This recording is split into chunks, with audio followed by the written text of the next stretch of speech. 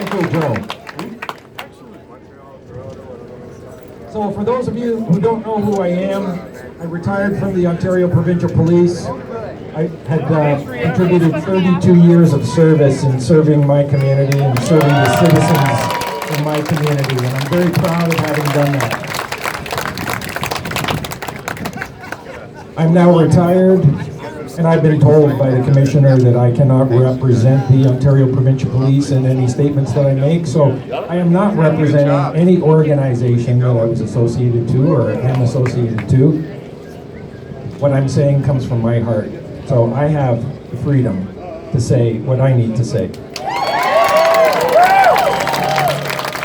Over the course of my 32 years, I was witness to the death of 3 of my co-workers at various times who died in the line of service, serving this province and the people within this province. They died in the line of duty, and I can tell you that all 3 of them that I know would be rolling in their graves if they knew what was happening with our police services now in members who are violating your charter rights.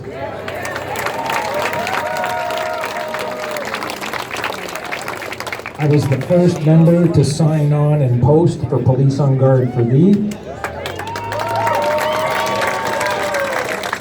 I'm not here to represent that group, I'm here to represent myself. And I will tell you, my parents came to this country from an Eastern Bloc country in 1946, following the Nuremberg trials.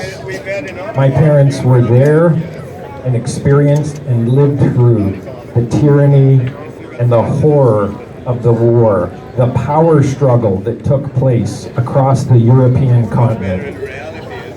And they made sure that they told me all about it, what had happened, who was responsible, and how it happened.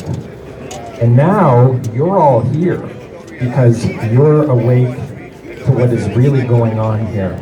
You're awake to the agenda that is rolling out. The fog has lifted, and you are now aware.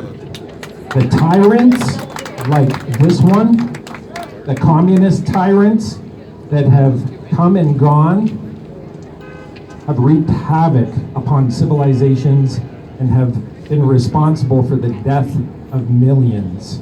And if you are familiar with history, then you will know how it happened and how it does happen, and how it starts with coming after your guns first. And then it leads to the manipulation of the media and control of the media. And we're all seeing this roll out. We're all seeing this greater agenda play out. We're seeing this rolled out in the Trojan horse of a virus that is upon us. I'm very disturbed because I'm very supportive of the men and women in law enforcement that will ensure that they look after your constitutional rights. I support those individuals. Yes. Those individuals. But I do not support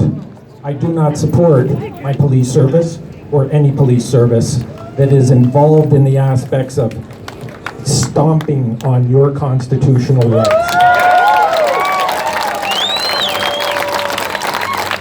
And I do not recommend that you support those individuals. We all support the men and women of law enforcement that uphold our constitutional rights.